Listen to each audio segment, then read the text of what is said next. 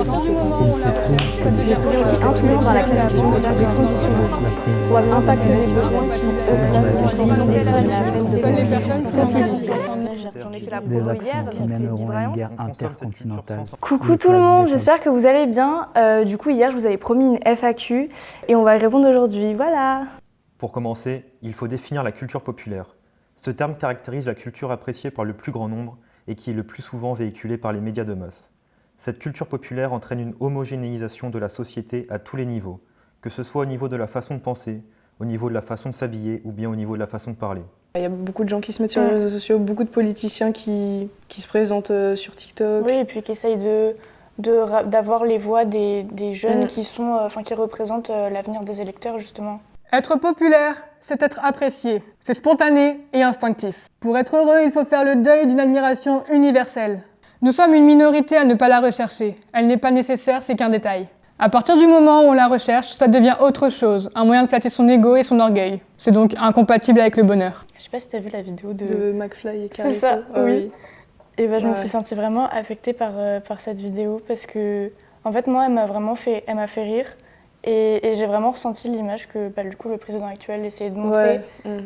Et je pense que c'était le but. Alors je me dis, des enfants qui sont pas du tout informés dans la politique regardent cette vidéo, ils vont vraiment tomber dans le piège. Oui, c'est sûr. Le stratagème entraîne un sentiment d'exclusion, d'un pouvoir détenu par d'autres que la population. Je pense que les médias, et je dirais surtout Internet, ont un rôle important pour libérer la parole des femmes. Car avec les réseaux sociaux, on peut être anonyme tout en pouvant parler des choses personnelles qui n'auront pas de conséquences dans notre vie privée. Les différents réseaux nous permettent de voir que nous ne sommes pas seuls et peuvent nous apporter du soutien. Dans les milieux où il y a vraiment du pouvoir, il n'y a pas de femmes. Que font toutes ces femmes dans un film? C'était pas censé être un film d'hommes. C'est un séducteur, un père de famille, un mec marrant. Rencontre d'un soir, viol le lendemain, je n'y crois pas. Il est correct. La parole est le langage articulé humain, destiné à communiquer la pensée et à distinguer de communications orales diverses, comme les cris, les gémissements.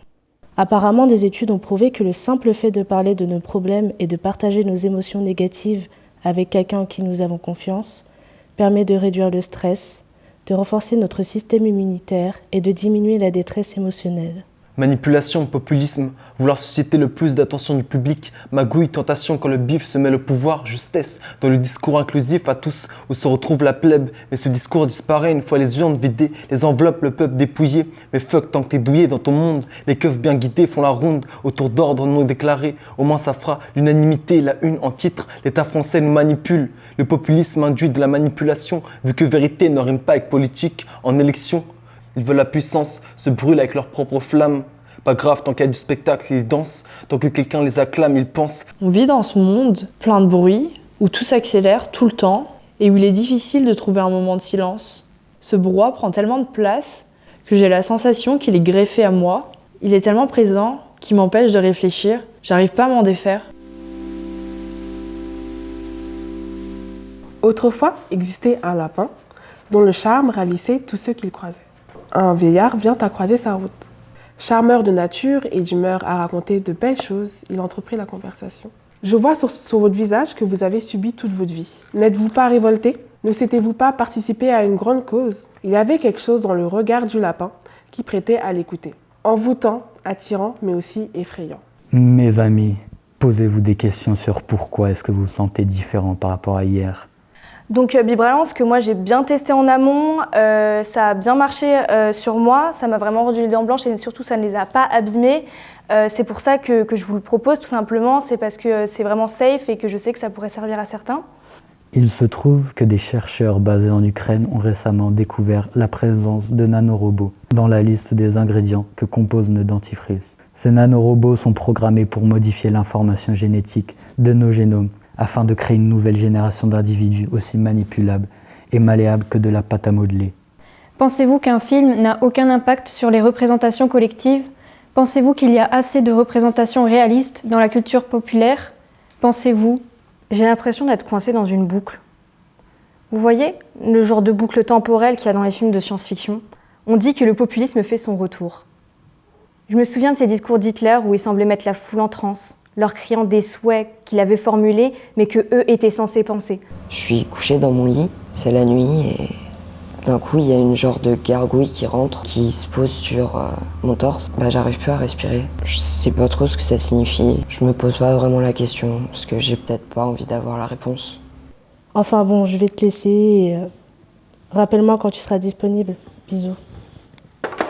Donc voilà, et j'espère que mes réponses vous auront plu. Voilà. Pourquoi je dis ça ?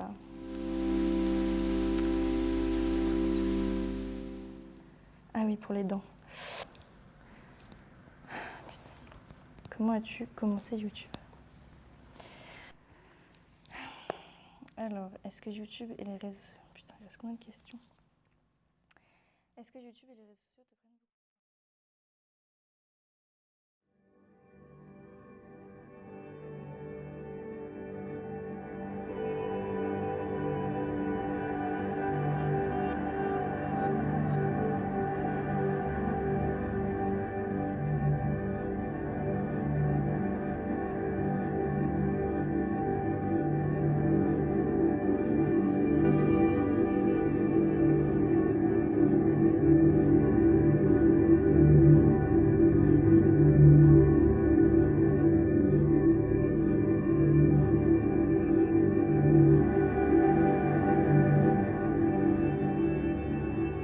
In the distant past, when humankind was still divided, and its divisions of concentrated power still interested above all in hierarchies, profits, and domination of nature as much as the natural, a microorganism of mysterious origin began to replicate in human cells. It first began transmitting between human hosts through contact between tear duct excretions and skin pores, the transmission occurring in tender, empathetic moments of interpersonal human activity. For example, wiping tears from the eyes of a loved one, holding or squeezing of a hand after one has wiped one's own tears, through facial contact amidst the firm embrace of a friend who is crying, for whatever reason. Whether it first originated in happy or sad tears, deep, anxious crying, or resounding, earnest laughter, remains a matter of some debate. Suffice it to say, evidence of early stages of what would come to be known as the love virus was found across the spectrum of emotional states that lead to secretion of liquid through the tear ducts. The love virus went undetected for several years, spreading wildly among humans after it first appeared in children, who tend to cry more often than adults. Symptoms included feelings of peace, serenity, forgiveness, empathy, mindfulness, joy, and reduced stress. Those infected found themselves moved to joyful tears at the sight of a sunbeam bursting through a stranger's laundry hung out over the street, the sound of a wild cat's playful meow, the coolness of a sunset on a summer night in the city. Understanding, encouragement, compassion, and shared laughter replaced hostility, panic, anxiety, resentment, and insomnia. By the time it mutated and became airborne, it had already spread across the globe, increasing a twinkling of eyes across generations and numerous other demographics. The unprecedented global reduction of stress as people in rural and urban areas alike became more caring, appreciative, confident, and less lonely went largely unnoticed as the virus settled into the population. It was when the virus began to have a neurochemical influence that the global health industry began to take notice. New synapses were forming in the language areas of the brain, enabling those infected to understand the speech of animals, as their distant ancestors once had.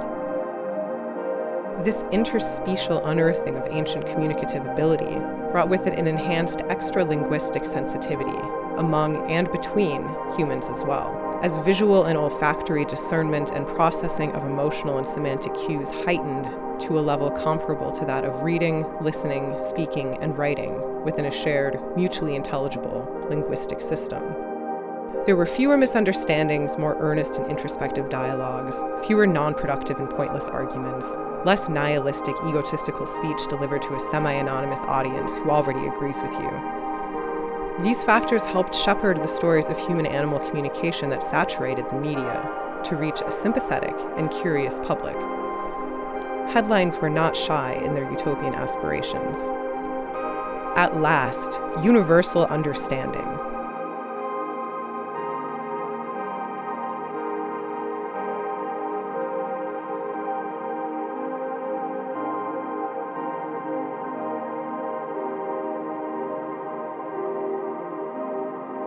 When epidemiologists discovered the link between animal-human communication and the global saturation of good vibes, prominent scientists and politicians were momentarily baffled, while everyday people, meanwhile, felt a surge of opening up with friends, family, and strangers alike.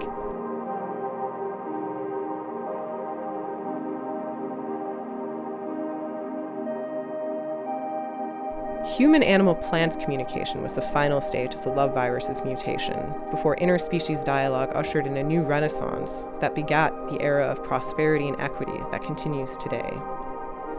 When it was revealed decades after the initial spread of the virus that 50% of recorded cases had in fact been instances of the placebo effect and screen memories, no one seemed to mind, though they didn't refrain from spirited debate that aided personal and communal growth and support.